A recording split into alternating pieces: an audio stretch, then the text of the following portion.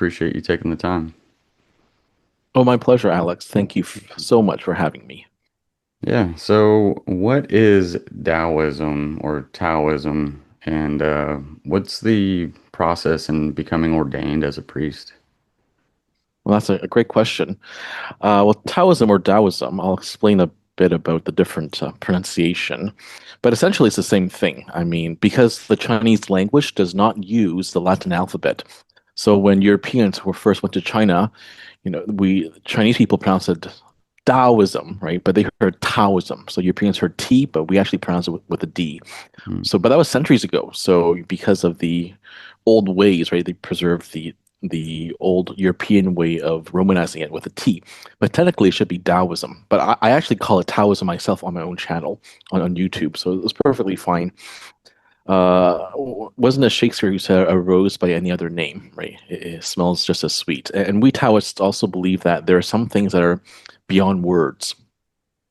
And for minor differences like that, it's not that important.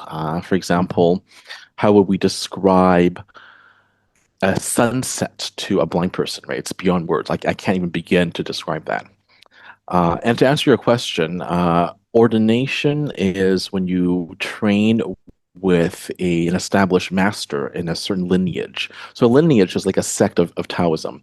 It's like different sects are like different branches. Kind of like in Christianity, you have what Eastern Orthodox, Coptic, Protestantism, Roman Catholicism, and so on.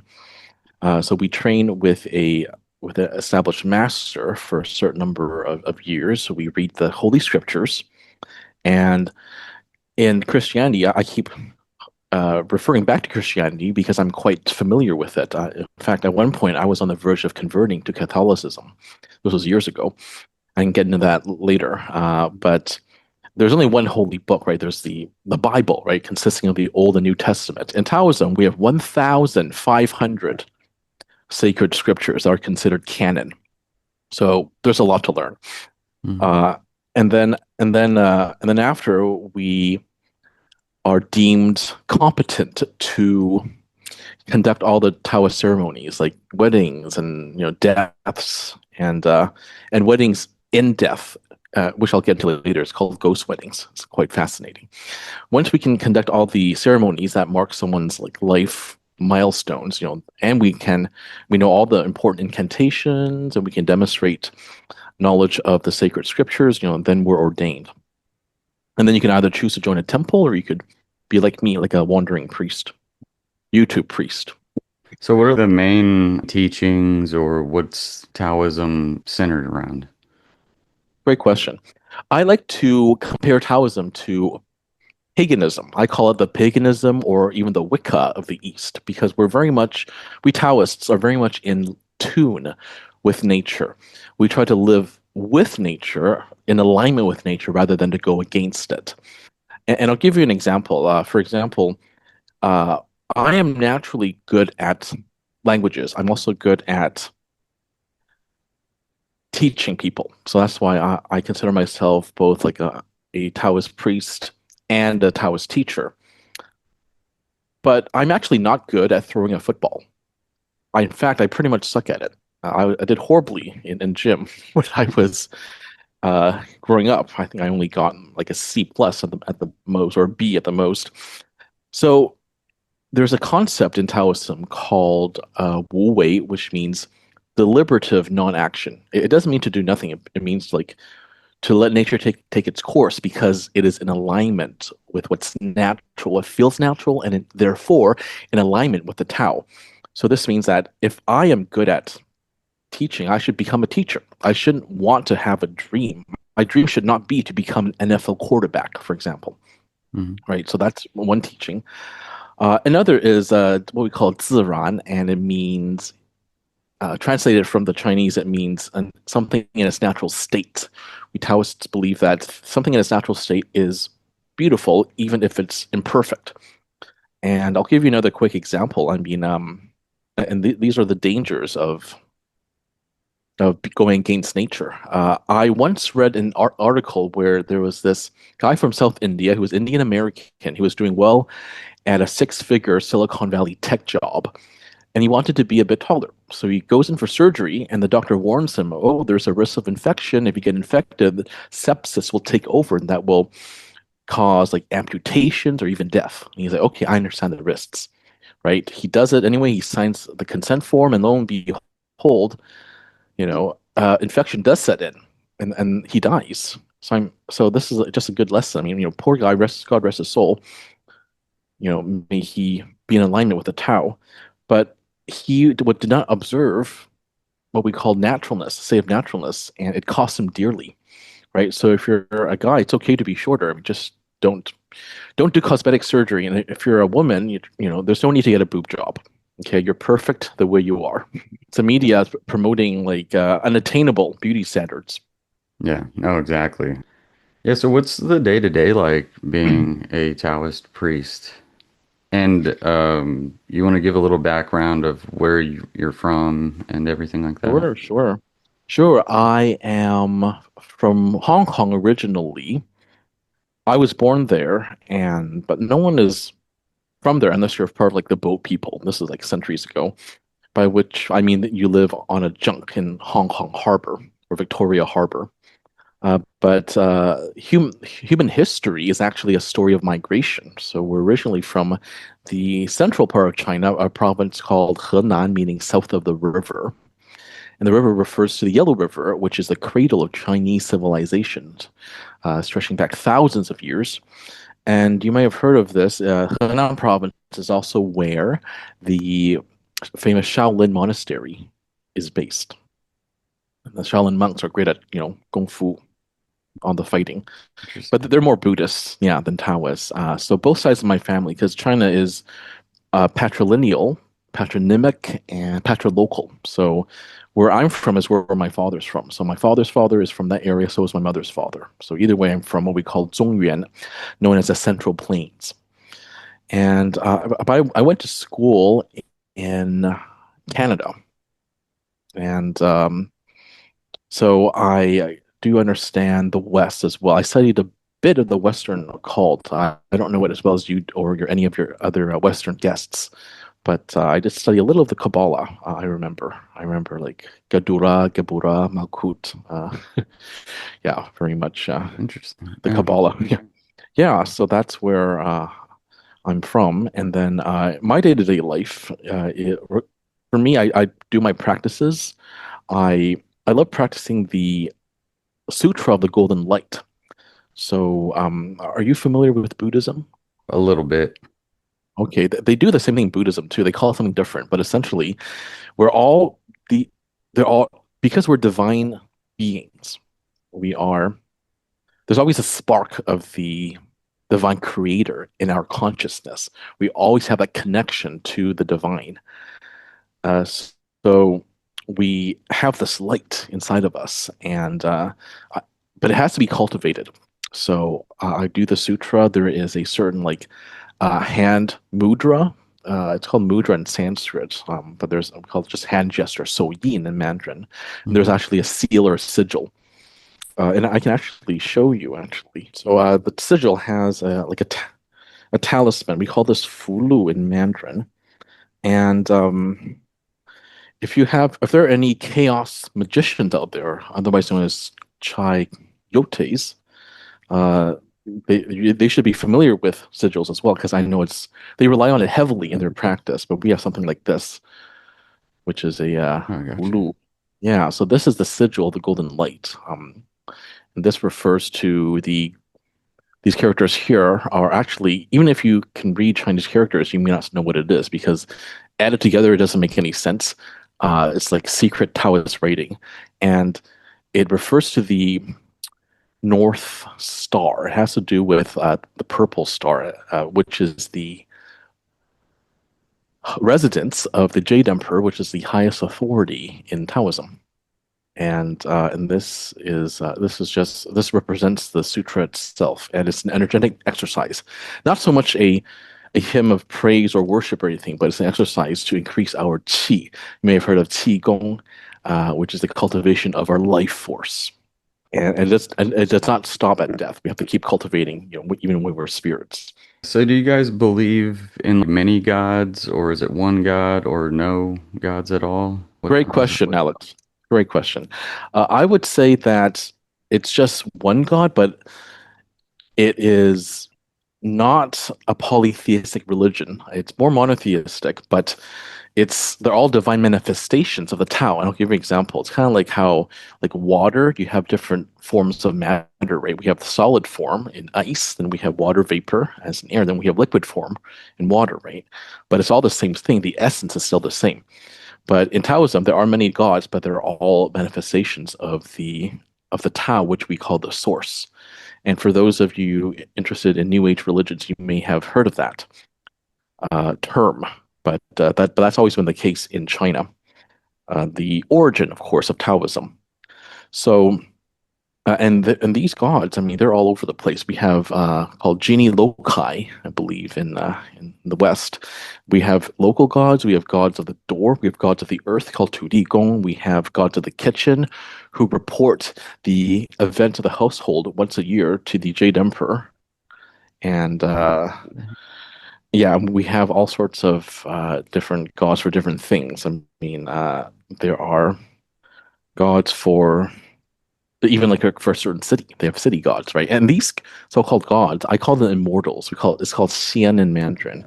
Immortals are kind of like the Taoist equivalent of Catholic saints, right? In Catholicism, you pray to the saints because according to the Nicene Creed, Catholics believe in the intercession of the saints, and we do something similar in Taoism. Was that a talisman that you had just shared? Yes, it is. I'll show you one that more up close. Okay. I made one for myself, and people just see the the writing, but it actually takes hours to actually write one because you have to do a lot of preparation work. You have to clean yourself, clean your thoughts, clean your mouth. There are incantations for that as well. In the So for West, they anybody, call it the logos, right? The pure word. Mhm. It's a lot of work, and you infuse it with your own energy. And also, this is technically a talisman. It's a request for help from the gods. So we have here, I'm requesting Mao San Zu Si. Mao San is the patriarch of my particular sect. I am from the Mao San sect. Mao San is a region in China, and they're known for writing talismans and fighting evil entities, evil supernatural creatures. And here it's just a request for help. And I wrote here, 出入平安, meaning uh, have my comings and goings be peaceful. So you said it's sort of like a prayer Great question. or not at It's all? it's like an this is a request for help actually. That's what it is. Okay. So I'm requesting help from the Maoshan patriarch. He is an immortal actually, and he is the patriarch of our sect. And these immortals are like the gods that we were talking about before, Hmm. right? But I think it's better to say immortal instead. Yeah. Because after death, this guy ascended to the heavens. He's what we call an ascended master, and he founded our sect of Mao San Taoism, and so and this guy was human. So I'm there is a goal of Taoism. It's actually to achieve such immortality and to become a god in our own rights after death. And so a lot of these immortals were actually once human, just like me and you.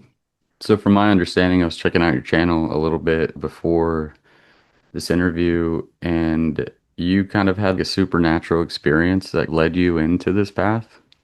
Yes, yes. Yes, would you like me to talk about that? Yeah, that'd be awesome. Yeah, I'd Okay, love sure, to sure. hear. Yeah. Okay, I will give the short version because I know we do have a time limit, but I Mhm. won't leave out any of the important details. Many years ago, I was in rural Cambodia visiting a friend, and I had never experienced or even thought about like too much about religion or the supernatural or the other planes of existence. And he said to me jokingly, be careful, don't go out late at night. Me, my sister, everyone else, we've all seen ghosts. So I'm thinking, is he just trying to scare me or what? I mean, maybe, but I'll heed his advice. I mean, just in Mhm. case. Now, in the rural countryside of Cambodia, there are no streetlights. So if you're caught out after sunset, by yourself, if you don't have a flashlight, then you're flat out of luck. You can't see anything. So, I mean, now many people in rural Cambodia, they raise dogs, and the dogs are not so much to scare off thieves because in small town, anywhere, everyone knows everyone else. So if you go and rob someone's house, they'll probably know who you are and where you live. But these dogs instead are used to scare off non-human supernatural entities, especially those that can cause harm, because it's believed that animals such as cats and dogs can see what we humans cannot with the naked eye. They are attuned to a different frequency than we are. And anyway, that's about to be put to the test. So it's around 11 p.m. I'm in front of my computer working, and I hear our family dog, the family dog, Goo, my friend's family dog, bark. I'm always curious because, who's like barking at 11 p.m., right? I mean, why is he barking that late at night? And so I go outside, I take my flashlight, I shine it on to the gate, and it turns out there was some passerby just walking past. I'm thinking, oh, okay then, because dogs usually bark at people they don't know, but they never bark at people they do know, right? For any dog lover out there, right? Any dog lover would know that. But anyway, so at 12, the dog barks again, but this time he's barking like ferociously. He's going crazy. And I'm thinking, well, I've never heard him bark like this before. What the hell's happening? Anyway, I open the door, I step out onto the balcony, and then around 15 feet away, not feet, no, actually it is feet, yeah, 15 feet away, or like, what's that, no, 7, 8 meters away, I shine my flashlight onto the object or the thing, whatever it was, the creature that the dog was barking at. So first, I say to the dog, "Goo, what are you doing?" I say in the local Khmer Cambodian language. And now dogs don't bark at people they know; they bark only at what they perceive to be intruders. So now, and this creature was standing um, at the fence between, like the fence separating my friend's farm, and the neighbor's farm.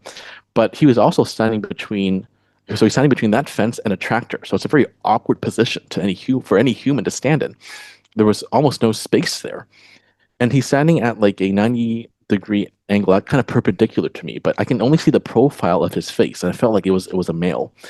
And he was covered completely. His upper body was covered by blue cloth. His lower body was covered by a white cloth. And I couldn't see his face clearly, but I could see in Mandarin, we call it the Guan, meaning the five holes. We could see the two eyes, like two nostrils, one mouth, but under the cloth. I could see the shape of it, the form of the eyes, nose, and mouth. Hmm. So at first I'm thinking, what the hell is that? At first I'm just curious, and like, you know what? Am I dreaming? But it's too early for me to sleep. I'm a night owl. I don't sleep till 2, 3 a.m. And I just finished working. So, and I don't drink, I don't smoke, I don't do drugs, I don't drink alcohol. I mean, I'm perfectly sober. So maybe I'll turn off the flashlight. Maybe I'm seeing things. So I turn on my flashlight, and then I wait 5 seconds, I turn it back on. The thing was still there. Now, if you are a human man and you're standing out in the dark all by yourself, when someone shines a flashlight on your face, wouldn't you turn to see who the hell it was? So that's Yeah. your first instinct, right? But he doesn't turn. I'm thinking, second time around, I'm thinking, I still don't know what this is. Why is he not looking at me?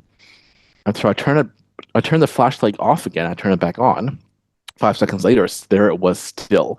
And that's when I felt scared. Scared not because it was malevolent, because it wasn't. It wasn't even paying attention to me. It felt like I was the one bothering him. Because he was staring at something that was like at a 90-degree angle from me. We were like perpendicular. Hmm. So that's when I began to get scared because we are always scared of the unknown. Anyway, I later find out more information. So that hour, like the ancient Chinese actually divide the day into hours of two. So there's 12 hours. I mean, 12 blocks of 2 hours long. So 12 in general. And we call it from 11 p.m. to 1 a.m. We call it the hour of the seed. and it is the most yin time of the night. And I think even if you're not familiar with Taoism, we've all heard of yin and yang. That's like one of the most famous Chinese cultural exports, right? Yin and yang, Hmm. or yin and yang, if I pronounce it properly in Mandarin. Anyway, so it appeared then because that's a time of day at exactly at midnight when it's most yin. So it's easier for them to appear because they're full of yin energy themselves. They can't really have sunlight hit them, or else it would spell disaster. They might fade away. These spirits. Anyway, the next day I tell my friend, he was unfazed. He was like, "Oh, so you finally saw something." I'd been there for like 4 weeks before I had finally seen it, and he was like, "Oh, that's nothing." My sister saw some guy, at 3 a.m. She would go to the market to set up to sell candy. She would have to go set up her market stall, and she saw some years ago. She saw some old man floating in the air, but he had no legs. So he was very matter of fact about it. I wasn't Okay. even surprised I had seen anything. Mhm. So yeah, and I also find out later it was some sort of I never really figured out what it was. It was either some sort of demon. He said it was, my friend said it was some sort of person who used to be human, but he learned a lot from the dark arts, and after death, he decided to pursue, I guess, immortality, from a yin state. He died in a state of too much yin energy, which means he can't come out during the day. Either that, or it was a ghost that is common in Southeast Asia. Uh, I don't remember the name of it. There's a famous name for it in the Malay language. It's quite common in Malaysia and Indonesia too. But those shrouds, if it was a ghost, then it was their death shrouds. Damn. Yeah, yeah. So anyway, go figure. So that incident actually triggered my entire incited interest in the supernatural, and that's how I converted to Taoism and became an ordained priest after, just from this one unforgettable, life-changing incident. So before that, did you suspect there was anything supernatural about this world? And what was like the Oh, pathway, like from that moment to Taoism? great question. Anyone who is from East Asia would have grown up hearing stories from their ancestors. So, for all you Game of Thrones fans out there, like this is when old Nan would tell stories to Bran Stark from House Stark in the North. Right? Hmm. You hear the stories, but we don't know if they're true because these aren't first-hand experiences. They're second-hand stories from someone that is old, Hmm. right? So I'm not Yeah. ageist or anything, but I'm thinking, these are just second-hand stories, or we don't know. But Yeah. the importance of personal experience is very important in Taoism and in chaos magic as well. I have a very dear friend who's a chaos magician, and she gave me my first interview, so I'll always remember that. And I know there's lots of similarities actually between the Eastern occult and Western occult. For everything in the East, every concept in the Eastern occult, there is some sort of equivalent in Western occult. Uh, I don't mean to veer off track here, so I'll just briefly give an example. For example, in in Taoism, we have guardians for all four directions plus one in the middle. Right? The East is called Dongfang Qinglong, meaning the green blue dragon of the East, and he guards that direction. In Western paganism, and I don't mean to, because I'm not too I'm not an expert on this, but in Wicca anyway, I know they have guardians of the watchtowers of the east and west, north and south, right? So there's some sort of equivalent. But anyway, my point is this: I heard stories from my grandma and mother growing up. She would say, "Oh, I had to go down to the rural China during the Cultural Revolution in order to till the land and learn what it's like to be a farmer." And then I would see these weird ghost lights at night. I would hear these strange noises. I would hear things, but since they're like secondhand, you always think, well, maybe they're exaggerating. So to answer your question, now I know they're not exaggerating, and it accelerated my interest. From there, I quickly went to Hong Kong and also to Malaysia. Actually, I studied at various temples, at a Chinese Malaysian temple in Malaysia as well, and that's how I joined the lineage. And I devoted a few years of study to Taoism, and here I am today. Is Taoism considered an occult practice? Yes, I would say that almost, I would say any religion is actually. I mean, because I know occult technically means hidden, Good point. Yeah, good point. right? Technically, it means, right? It's either Greek or Latin. I never remember which one it is, but I know it means hidden. Hmm. And and almost every religion has a hidden aspect of it. There's always a public facing part of the religion, right? For example, for all you Catholics out there, you've been to mass, right? You go through the same thing at a holy mass every Sunday, and it's the same all over the world. You have your Kyrie eleison, Christe eleison, you have your Agnus Dei, Lamb of God, the sacrifices, you have the Apostles' Creed, right? But that's only the public facing. By which I mean things like different realms of existence. You learn more about the domains of existence. You mentioned the material realm, the densest realm. Here we are all on Earth, on the earthly plane, otherwise known as material realm. And there are, of course, the astral realms and many different uh, planes after that as well. Taoism has official status as a religion, something that of China. It's official in China, in Singapore, in Taiwan, Hong Kong, Macau, but like paganism or like Wicca, like I don't think it has official status anywhere. But in terms of practice, it is quite similar. I would say it's just in Taoism we do it in Chinese, but the concept is very similar, right? It's like praying to the, you know, as I mentioned, the guardians of the watchtowers of the east, or praying to the god of the hearth, right? That's the only difference. Like Taoism just has official religion status. But I would definitely call it an occult, uh, as a part of the occult, because we are studying something that that is not commonly taught. Yeah. I think there's like an aspect of certain religions, even like Christianity, where the mass majority of people that are going to church don't even realize they're like participating in rituals, basically drinking the blood and eating the body of Jesus. Yeah. It kind of Transubstantiation. Yeah, yeah, kind of that's a big insane part of to me. Christianity. Yeah, It's a it's huge like part. Yeah. yeah, it's a wild part of it. Yeah. May I ask, did you grow up a Christian or Oh yeah, I did. We went to church when I Protestant? was a kid. We went to like a Methodist church. I don't know what Oh, yeah, that's yeah. considered, but Protestant. Yeah, yeah. Protestant. So do you guys work with or conjure any of these spirits or guides?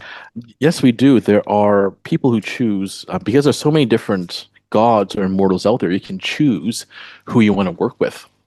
So, for me, I talk to the, or rather, I am in communication with the Maosan Patriarch, with also the what we call Tai San Lao Jun. He is uh he was the deified Lao Tzu. Lao Tzu is the one who wrote the Tao Te Ching, Hmm. the foremost holy book of Taoism. And it's the story goes that he was involved in court politics. He was a royal librarian, imperial librarian in imperial China. And even then, there were lots of politics. He got sick of it. He resigned and then tried to leave. And then the story goes that he was recognized by a border guard at the one of the western passes, the close to where the Silk Road begins in China.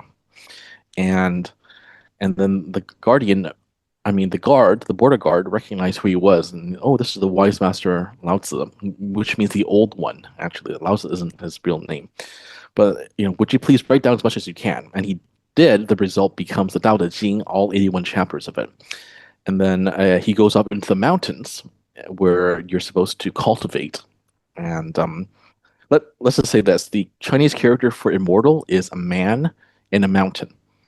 And you put it together, it means immortal. So he goes off to a mountain to cultivate, and it's said that that's after he died, he ascended to the heavens to become an ascended master. So he was called up by the celestial hierarchy, the Jade Emperor at the very top, Hmm. and he yeah, and he was summoned to do a particular job.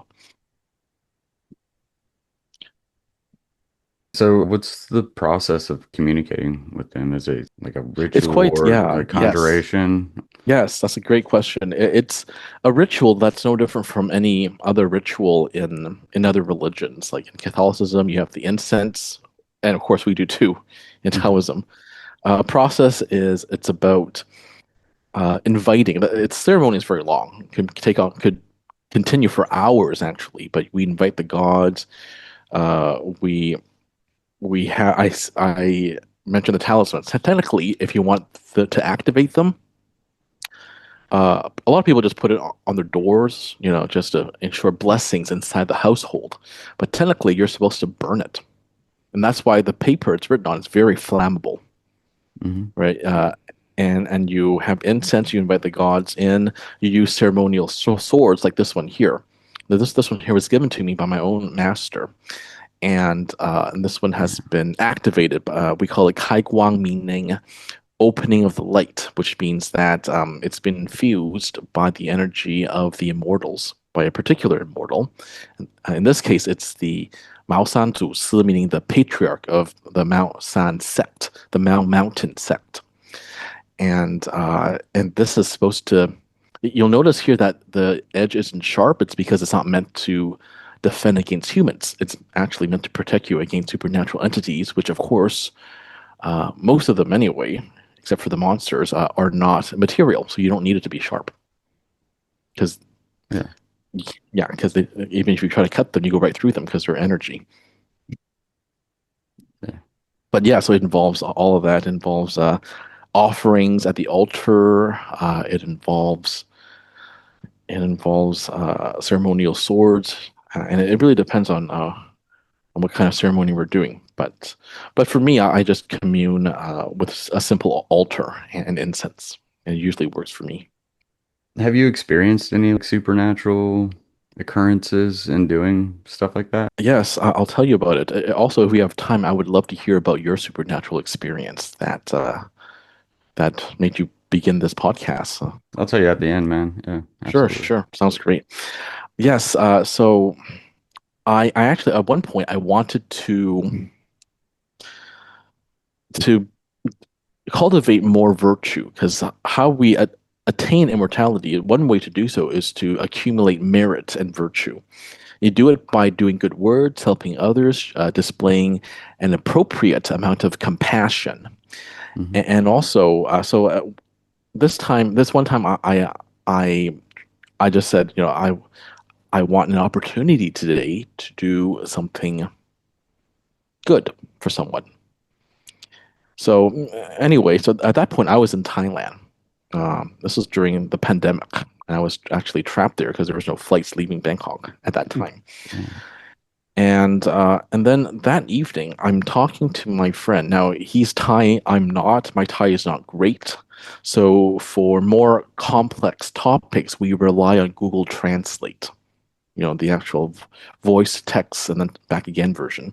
Hmm. So we're talking, we're chatting, and because we're discussing me moving to a new apartment.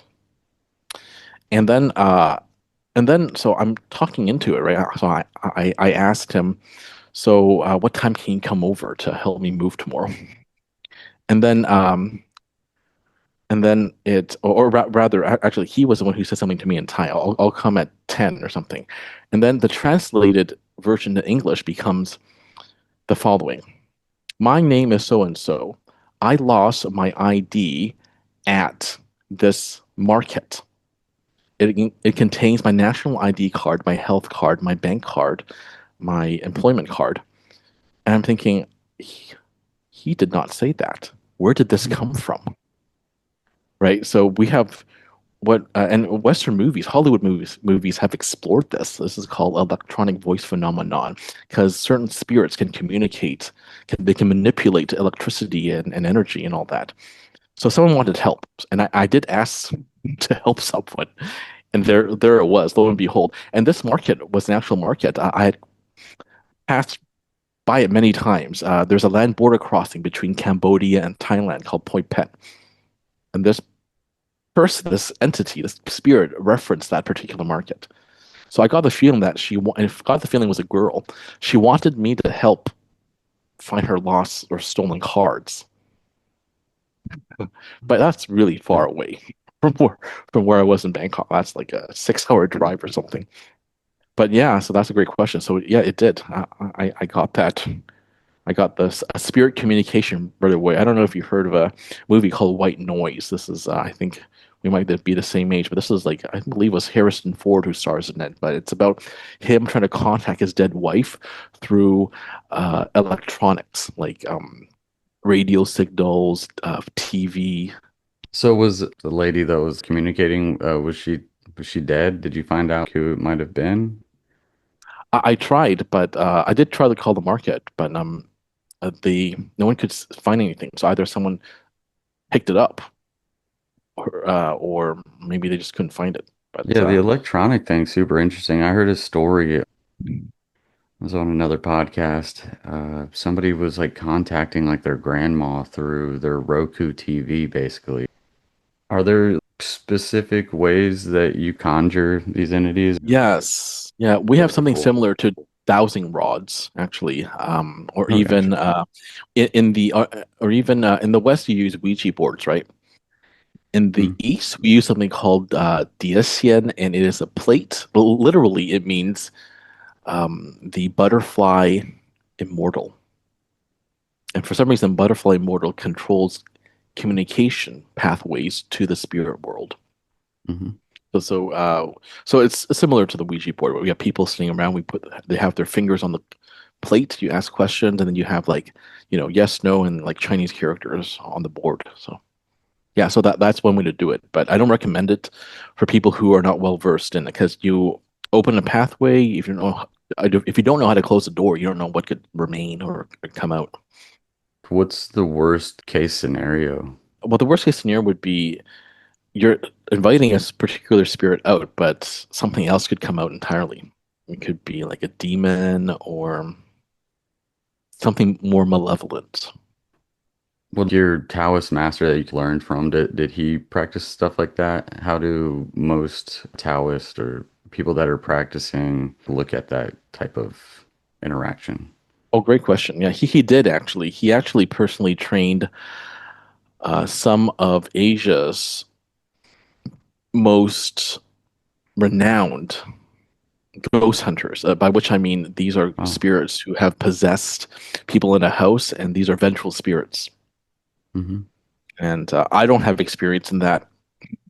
I am mostly a a divination specialist. I do the 八字, which means the 8 characters for 4 pillars. And because Chinese astrology is very important in Taoism, it's believed that just like in the West, the position of the stars during the exact time of your birth would determine a lot about your future.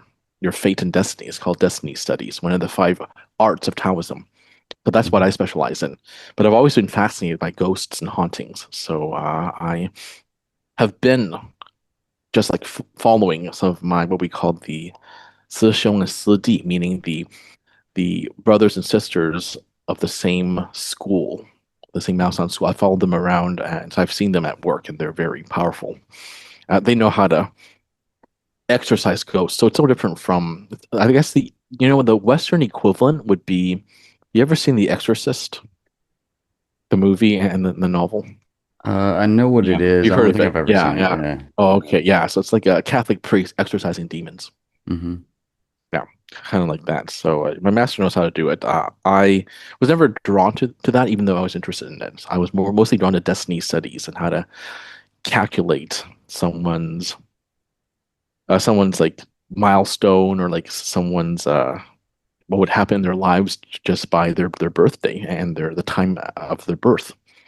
That's And awesome. and yeah, we take into account the 5 phases. I guess you call it the 4 elements in the Western occult. We have 5 in Taoism, and we call it phases because like water can turn into earth and etc. And and we also use what we call the earthly branches and the heavenly stems to calculate it. It's all quite interesting. Like that's why I'm focused on. That's Yeah. why I like to focus on. Yeah, no ghosts for me, please.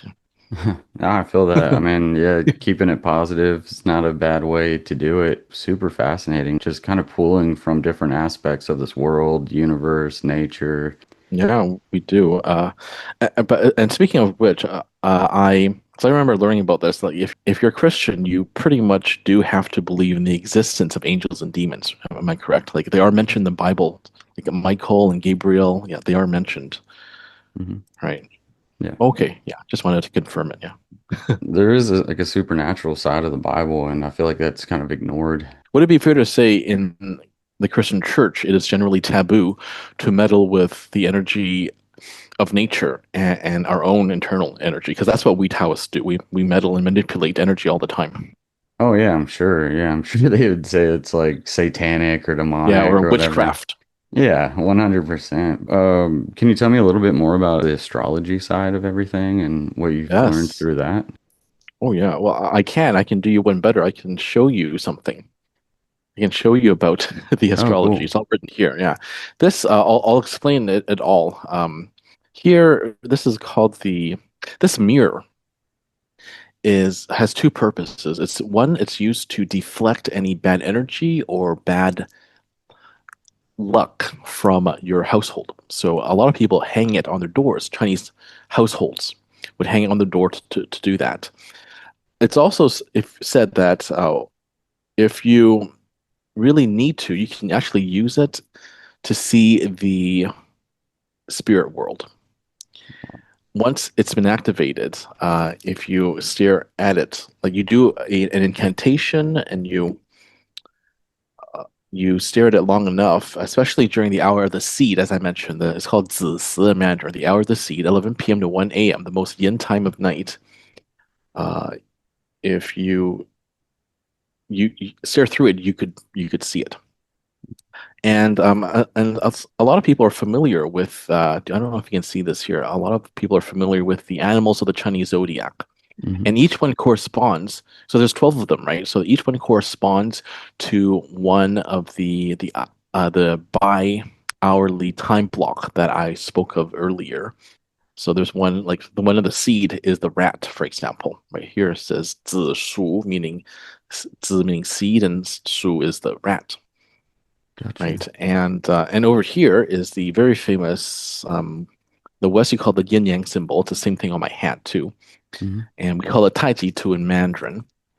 And as you can see, right, there's like and I'll just explain this briefly. I think most people know this, but just for those who don't, anything yang is like the sun, right? It's the divine yang. It is the sky, it is strong, it is bright, it is forceful, and it is white, right? And the black part is yin, right? It is passive, receptive, submissive, but I wouldn't call it weak though. It's not weak. And as you can see, there's duality, right? And there's also a little white spot in the black, a little black spot in the white. Why is that? It's because even though, you know, you and I are men, right? We still have some feminine traits. The same for women, right? My sister, for example, and and please don't hate me, sister, but she's a bit of a tomboy, right? She was growing up, so she has some Called masculine traits as out. well. Yeah. No, I'm kidding. Yeah. So, Yeah. uh, yeah. So we have that because no one is all one thing, right? No one's like, super masculine all the time, super macho, right? We all have a soft side, but no woman is super submissive all the time either, right? They have a strong side as well.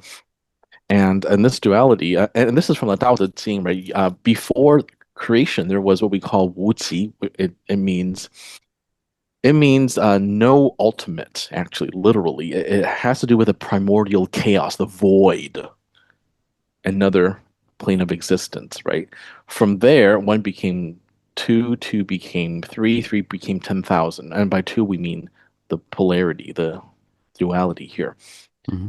right? So, and from Wuji, the primordial chaos became the Taiji, and that's where Taiji comes from. Taiji means the great ultimate. And there's something that I was told by a good friend of mine who is a Kabbalist. He said that the exact same concept exists in the Kabbalah. It has to do with creation.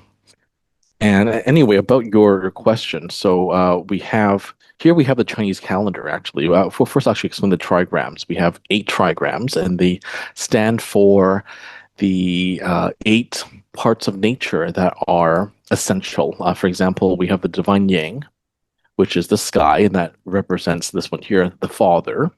the three unbroken solid lines. The opposite of that, we have the mother, three broken lines, right? And that's the divine yin, meaning the earth, Hmm. right? So, and this is just based on observation that the early Taoists did. I mean, and that actually evolves from shamanism because the shamans were there to essentially do a very important duty. They're practical. They're there to summon rain during times of drought, Hmm. right? And that's why we see the character for rain uh, for certain uh, things in the talisman. I'm just trying to show an example, but anyway, so actually here it is, right? I mean, here we have the this is I showed this before the Sutra of the Golden Light. We have the character for rain right there, actually. So it's become a part of the occult. Oh, cool. But yeah, but to answer your question, 'cause the answer is long because it's a great question. Just Mm. because it opens up a huge can of worms, which is a good thing, of course, right? Yeah. And then we also have the Chinese calendar here. We have little little snow, big snow. We have the seasons essentially. Mm. Anyway, the long story short, the exact position of the stars actually determines certain pathways you have in life if you continue along a certain path. And we have it's called destiny studies, as I mentioned, a one of the five arts of Taoism. You may have heard of traditional Chinese medicine. That's one of them. Face reading. That's another one. And then, of course, we have the search for the elixir of immortality. Right, that's still happening right now. But yeah, so similar to Western astrology in that regard, but it's very specific. Like a certain star in a certain place at the moment of your birth, could be your saving grace, for example. Another one could spell disaster. Dang. Yeah, disaster meaning away from the stars, right? From the Latin, Yeah. literally. Yeah. Is there like a website that you can go to check out the star alignment on specific dates that kind of help you, Oh or yeah, how does yeah, that work? yeah. There are. I have a whole link. I have a whole Oh, favorites of gotcha. things. I even have a reference manual as well, actually. Oh, really? Where can anybody Just find that? books, Chinese bookshops. I suppose you'd find a translation online, but Chinese bookshops would be better. Like any bookshop in Hong Kong would have that. What are some of the stars that would, I guess, present a good fortune in your future? What are some of the ones that would present a bad one? Well, it depends upon the star that you're born into. For example, I was born under the star of, it's called the Scholar's Song, 文曲, the Song of the Scholar. So I'm governed that way, and so Chinese astrology is like you're assigned a certain, for example, I mentioned the five elements, a certain element, there's a certain star, and of course, the Big Dipper is very important, actually. We call it the seven stars. We call it Beit Do. Then there's seven stars in the Big Dipper. Hmm. And we reference that in the Sutra of the Golden Light, actually, because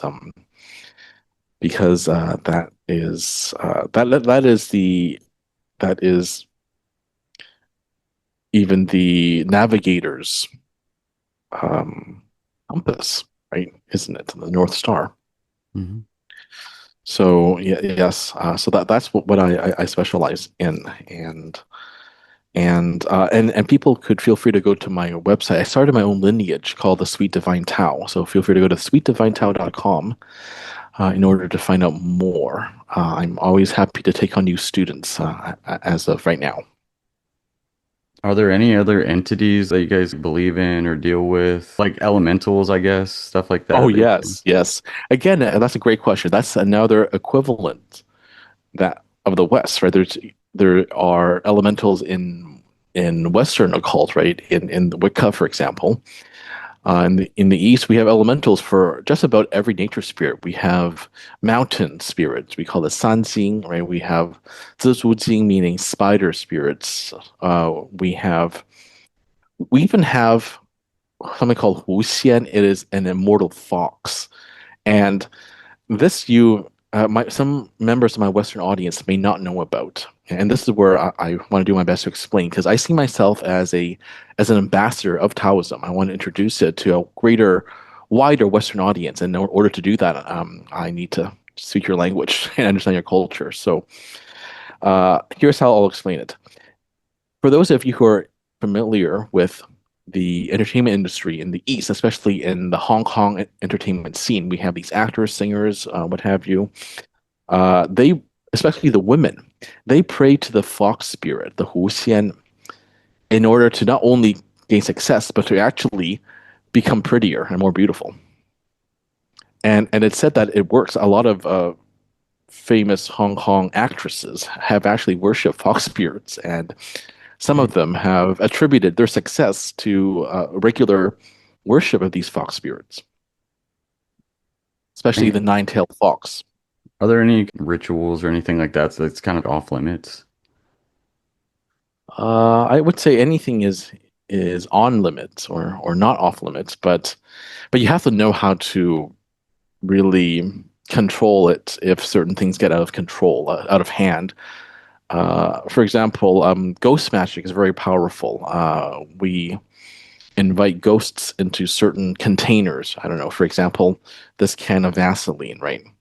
But they have to do it willingly. You can bind ghosts as well, right? But if you don't know what you're doing and they break free of their chains, right, they will wreak havoc and take revenge. So you could do it, but you're gonna have to pay a price. I mean, you could curse people too, right? But, you could bind ghosts to curse others. I mean, there's a famous case in Hong Kong where it was someone who a family of five moved into this haunted house, and the dad has a rival at work, and the rival cursed the family of five by binding a ghost and using the following thing. They use five coffin nails, and coffin nails are very potent, very powerful, formidable objects of curses. Because if it's a coffin nail, then it's been inside a coffin, like where a dead person has a corpse has lain, and it's wrapped together in red strings in an envelope, in a red envelope. And if you open it, you're probably the intended person and prepare to be cursed. And it actually did happen. I mean, there's a famous case where in Hong Kong, uh, it was opened and the father dies of this freak accident a couple days later. The son has another accident. The daughter, the middle daughter, becomes depressed and wants to flee. And the mother, who was pregnant at the time, loses her baby in the uterus, has a miscarriage, and then she becomes possessed by a ghost. She calls into the show where a Taoist priest gives advice, right? And then halfway through, her voice changes. She's speaking in like a female voice. It turns into a male voice because they're at the point where they're trying to teach her how can we stop this ghost, right? You have to do certain incantations, worship certain gods, place a particular object at a particular location in the house, right? And then all of a sudden the female voice stops speaking and the male voice goes, "You think all that can stop me?" And That's then they all do a freaky. double take. They all do a double take, like, oh. Huh. She's either Guess a not. very good actress or Yeah. she's possessed. Mom? Is that you? I'll be freaked out. Yeah. Yeah, it's wild as hell. Yeah. So, yeah, we're very spiritual here in the East, and So we is there we some kind believe of in spirits. banishment thing that can be performed to, I guess, get that entity out, or Yes, how does that yes, work? yeah. There is actually. You know what we do? One way is to negotiate. We talk to the spirit, and the Taoist master on the show says, I'm gonna negotiate with you. I'm gonna bring you to a better place. You go to a better plane of existence so that you won't bother the family anymore." Yeah, I've heard also conjuring like a higher spirit than the one that's your target to kind of control the target spirit or whatever it is, so it Yes, doesn't get yeah, out of yeah, hand or yeah, whatever. yeah. There's all of that. Plus, I'm going to mention so you mentioned what other things, entities we believe in. and people have called into this show. There's some very popular shows on Hong Kong radio where they just talk the supernatural all day, and people have called in and they've seen psychopomps, otherwise known as Grim Reapers. So in Taoist mythology, we have Cowhead and Horseface, and they're the Grim Reapers. That's supposed to escort the recently deceased to the underworld. We also have someone called Hei Bai Wu Cang. It means the black and white men of impermanence. So there's many different Grim Reapers. And a woman called into the show to say that she saw a Grim Reaper at the right outside the home of her old lady neighbor. A few days later, her neighbor dies of some sort of stroke, I believe. Jeez. Coincidence? Yeah, I Maybe. mean, yeah, just probably depending on who you're talking to, really, and what Yeah, their beliefs are. yeah, yeah. She saw some sort of like tiny thing with like short legs. Yeah. But anyway, this is not personal experience. I mean, like, Yeah, I've never seen a Grim Reaper before, but I'm just recounting all the yeah, stories I heard on the yeah, podcasts. you have experienced some wild stuff. Is there like a Yeah. heaven and hell, and are there like levels to that if there is? Yes, that's a great question. In my lineage, there is no hell, but I'll describe what it's like in Orthodox Taoism. There's an underworld Hmm. where you're taken to, where you're judged after death. So, if according to conventional Taoist belief, you're escorted by the Grim Reapers in in chains if you've been a bad person. If you've been a good person, you're free to just walk, unescorted even without chains. You go to the different palaces or dian, and then you're judged accordingly. For example, if you were a slanderer or liar in real life, well, you get tortured, you get your tongue ripped out over and over again. But the difference between Taoist underworld and the Christian hell is that I believe Christian hell is forever, isn't it? You don't get to leave, right? As far as I remember. Uh, Yeah, it's forever. I believe yeah, like you're yeah, burning yeah, in hell forever, whatever. That's what exactly. Yeah. they use to So, explain. yeah, on the contrary, in Taoism, your punishment only lasts for a certain amount of time. After that, you go reincarnate. So we believe in the concept of reincarnation, just like Buddhists and Hindus as well. Hmm. And that's the bit difference. In my lineage of Sweet Divine Tao, I mean, we don't believe in that. I have personally done astral projection. It's called that Yeah, in the West. In the East, about to we ask you call it, about that. Yeah. yeah, great question. The East, we call it the spirit leaving the shell, meaning the meat bag that we're in, the body. Hmm. We call it a spirit leaving the shell. Uh, and and then I've seen for myself that there are the lower astral realms. And now I haven't seen this, but I subscribed to a YouTuber. He's a very seasoned astral projector. Because for me, I'm not so much. I have rudimentary knowledge, but I haven't traveled as much as he did. And he said he talked to Jeffrey Epstein, who Jesus. who is stuck on the lower Shout astral in his own shout personal out. self-imposed hell. Yeah, shout out to God, him in his own self-imposed hell. Jesus. Right, Yeah. unrepentant apparently, unrepentant for what he did. Yeah, I believe it's Astral Club. Actually, I listened to Rick from the Astral Club, and it's fascinating stuff. Yeah. Yeah, Um, because not everyone can, like willingly leave the body. It takes some practice, some training. mhm. But in my lineage, we don't have judgment. We have we have some karma, of course, because what I've seen is that if you die in a state of such strong emotion, especially negative emotion, I mean, it's hard to get to the higher planes of existence. You're being dragged down by your own weight. Mhm. So that is your punishment. So apparently Epstein is on some island, if I remember the Rick from Some Astral Club's yeah podcast. He's on some island from island hell. and he's being chased by some sort of light and he's avoiding it because he senses judgment from the light, as far as I can remember from that episode. I know this is very specific. Is there like a life review that you go through after you die? I have not seen it myself. Have not personally experienced it. But Um, in conventional Taoism, yes. In the underworld, yes. In conventional Taoism. not Gotcha. in my lineage. Is there a karmic aspect of reincarnation? Does your previous life determine what you get reincarnated into? And is there like a period of time that you're kind of in this like astral realm before that? Do you get to choose like when you come back, or do you get to hang out there if you want? How does that work? That's a great question. I I think you can, because I've seen people hanging out because there's no time and space Hmm.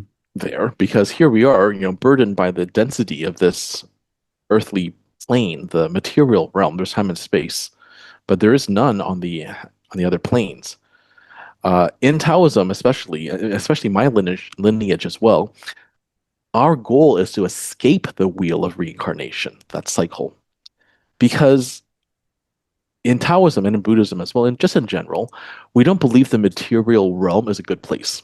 There's suffering, there is aging, there is lots of horrible things, racism, there is war, right? The Buddha said all that as well, Hmm. right? And so, and of course there are highs, right? We have, a beautiful sunset. We have also good things here on earth, right? But there is Love. a problem of evil. Yeah. Yeah. So in our heaven, there is only love and nothing else.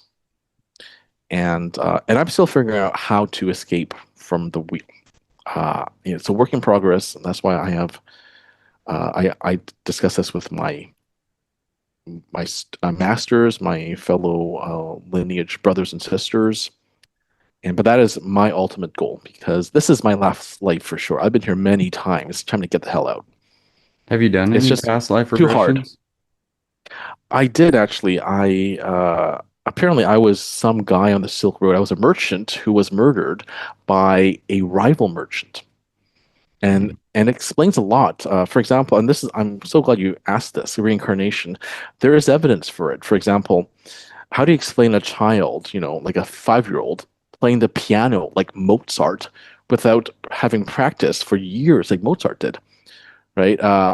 And certain like birthmarks is evidence of reincarnation. For Mm. example, there was a one of my fellow Taoist masters. He had like a little birthmark on his neck here, and apparently he was slashed by a knife in his previous life in a dispute with the landlord, and that's how he died. And certain phobias, for example, why are some people naturally afraid of water? It's because they drowned in water in a past life.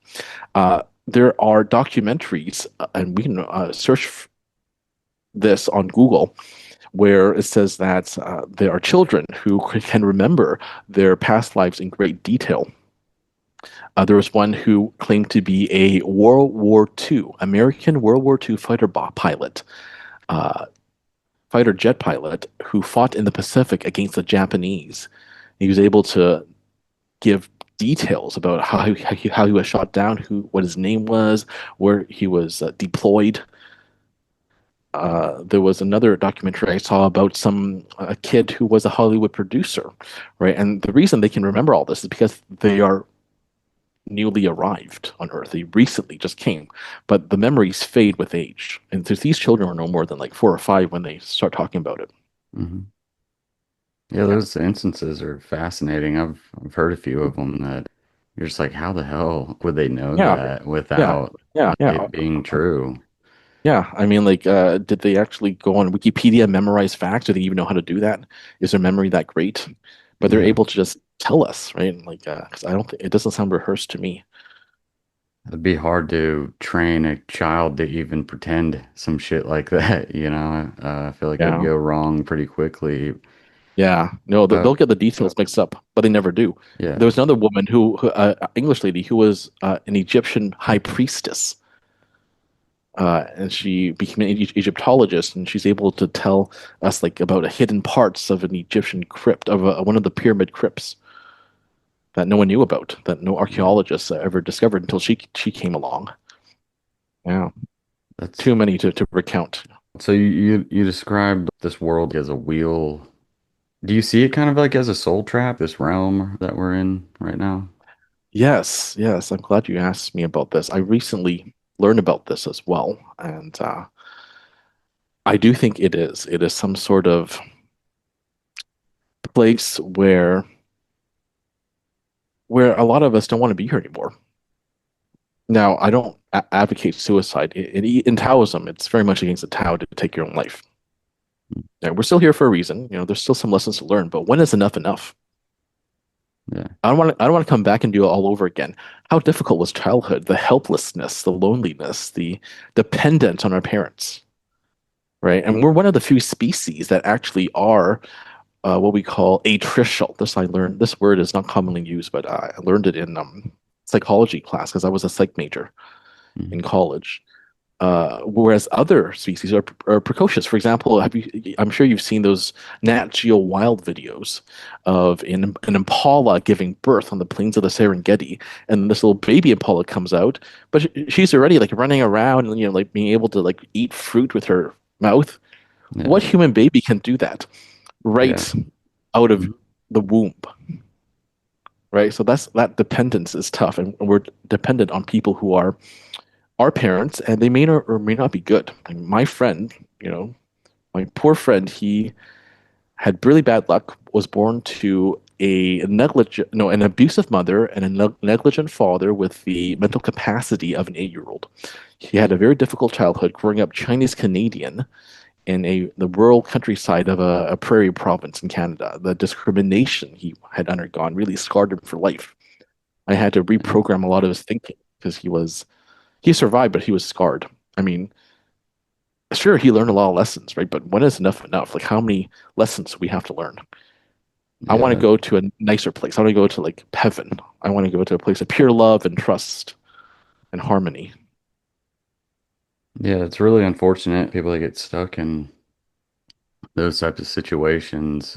Yeah, it's heartbreaking. Speaking on that whole idea of humans like needing a lot of help when they're born, do you like Yeah. where do you believe like the origin story is from? Do you think or I guess the creation story? How did we get here? Our origins. I mean, there are theories that we're not actually native to this earth, that we are aliens ourselves. Hmm. So that's that one hypothesis. Yeah, But I've heard still, I some mean, of that that too. sort of yeah, that sort of dependence is not good because we could easily end up with a good, caring, compassionate family, and just as easily as we can end up with my friend's family, full of negligence and abuse. So is there like a creation story? Well, there is actually, but it's similar to other creation stories. Actually, it's because every country has their own Hmm. kind of like creation mythology. Have you Sure, ever sure, heard of of the course. Boxer people, like in the Are you late talking? 1800s? Yeah, the Boxer Rebellion. Yeah, it's Yeah. called Yi He Quan in Mandarin. Literally the fists of harmonious righteousness. I just know whatever the conventional narrative is, Hmm. because they were sick of being bullied by the West and the Empress Dowager of China at that time, Empress Cixi, we call it Cixi Taiho, Empress Dowager Cixi. She, you know, uh, on the surface, pretended to send troops to repress the Boxers, but what she wanted was to secretly support the Boxers because she wanted to drive out the foreigners from Beijing and ultimately from all of China. Hmm. But did you hear something about maybe like were they occult practitioners or? Uh, I don't know. That's what I was kind of Oh, interested right. in because I guess the mainstream narrative over here it's just very odd to where they're sending thousands of people from each country to wipe out like a couple hundred in China for some reason. Like, why would Yeah, the US be sending troops? Why would France? Why would the UK? That type of thing. Like in oh, the late 1800s, it just always kind of fascinated me, and right. I mean, our history over here is lied about like crazy, so it's Mm-hmm. impossible to kind of sift through Yeah, and discern what's real. So I was just kind of yes. interested if you had heard anything other than that, but yeah. I have not. Although I do know that I know that in general Chinese history, whenever there is some sort of, because I'm sure you've heard of like you're familiar with some Chinese political theory, Mandate of Heaven and all that. I don't think so, man. Okay, Mandate of Heaven is this justification each dynasty uses to claim legitimacy in the eyes of the people. Mandate of heaven, meaning I mentioned the Jade Emperor, right? He's the ruler, 玉皇大帝, the ruler of the entire universe and of everything, really. And each dynasty derives their legitimacy from the Jade Emperor, giving them the right to rule.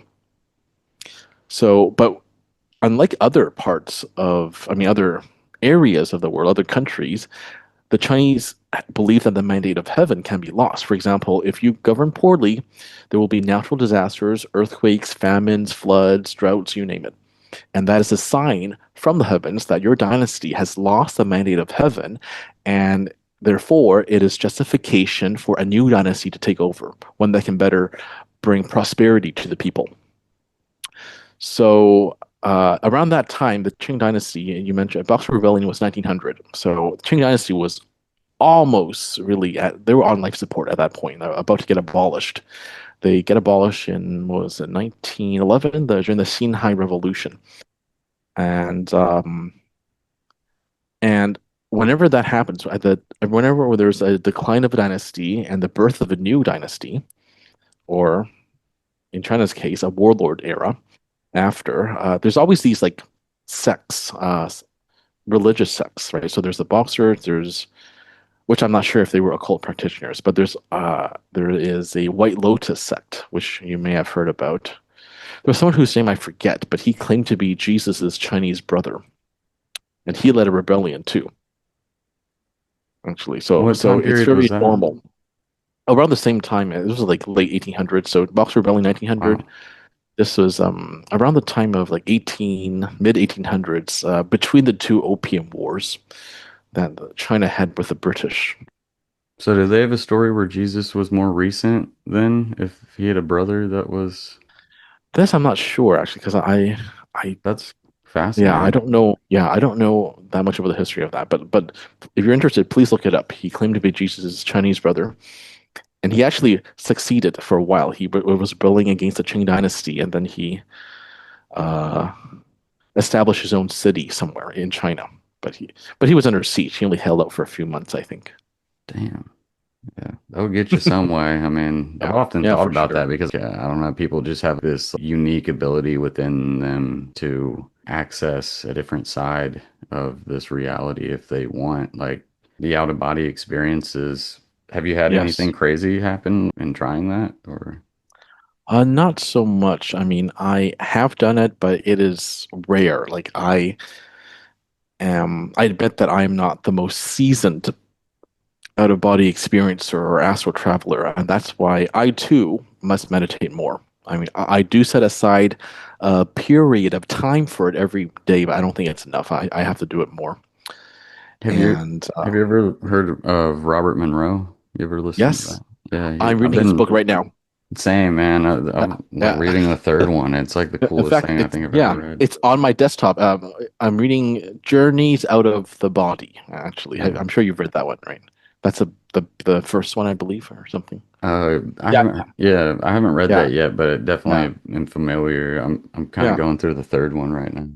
Yeah, Um, he is so- the godfather of astral traveling, isn't he? yeah, man, With- and I mean, his stories are freaking fascinating. Yeah. I found Well, we this. believe that too. In Taoism, we believe our souls actually, when we're sleeping, we travel out of the body every night and wander around. We just don't remember it. Yeah, I usually typically ask my guests, "What do you think happens to you when you die?" If you'd like to share it, or if you feel like you already have Yes. shared that. Yes. Well, our souls exit the body. Our, what we call in Taoism, our three Hun, meaning the yang part of the soul, that's what makes us us. It's our consciousness. It's our personality. That leaves, and the body is dead. And I actually give people a very good exercise of what it's like to be a ghost. All you gotta do is close your eyes. Close your eyes, and then you pretend you have no body, but you have a mind and you're wandering around, right? You still have a mind, you can still think, right? That's your consciousness at work. And when my grandfather passed away, my mother was at the hospital and she told me she actually saw his soul leave the body moments after his death. It was some sort of black shadow that just lifted from his body and up it went. And what happens is we go to the other planes of existence, the astral plane, and from there we navigate our way back to the source, where I believe we have a choice of reincarnation. Hopefully, if not, then I don't want to come back. Or if you have displayed enough virtue in Taoism, if you've displayed enough compassion while you were alive, you get called up to either become an immortal, you're given a certain job, or you become someone's spirit guide. But that's Interesting. only if you've done enough, if you've cultivated enough virtue and cultivation in general, enough, if you've cultivated enough of the Tao. That's what I mean. Sort of a soul evolution, I guess. Something Yeah, like that. yeah, Yeah. evolution of the soul. Yeah, that's what happens. That's a great question because that's the ultimate question. That's what I've been thinking about my whole life, actually. Hmm. I've given this a lot of thought. Yeah, it's something I like. I love asking people because everybody has a little bit of a different answer, and it's all fascinating. And at the end of the day, nobody like truly knows because we've Yeah, never yeah. died before, unless maybe, I mean, I guess there's Well, that, unless our memories were wiped and we yeah, actually did die and we don't remember. yeah, true. Well, Yeah, exactly. And near death experiences or something that can kind of, uh, yeah, I guess, yeah, explain it in a certain way yeah. if Oh, you yeah, believe yeah. in the thing. I do. I know what you mean, though. No one truly knows what happens. No one can 100% know what happens until after they die. Yeah, that's why, like, Yeah. man, I'm not judgmental on any of this. Honestly, just interested and asking questions and learning about all types of people and try to be respectful in that. What do you define as a meaningful life? Great question. It is the cultivation of the Tao, by which I mean we are learning how to, because according to Taoism, to mainstream Taoist thought, you need to have enough yang energy, because it is the lack of yang energy that causes death. So if you have enough of it, you can actually be an immortal, theoretically. I don't know how practical that is. I'm still cultivating myself. At the same time, a, a meaningful life is a life where you are able to help others who deserve it. At the same time, you're also helping yourself.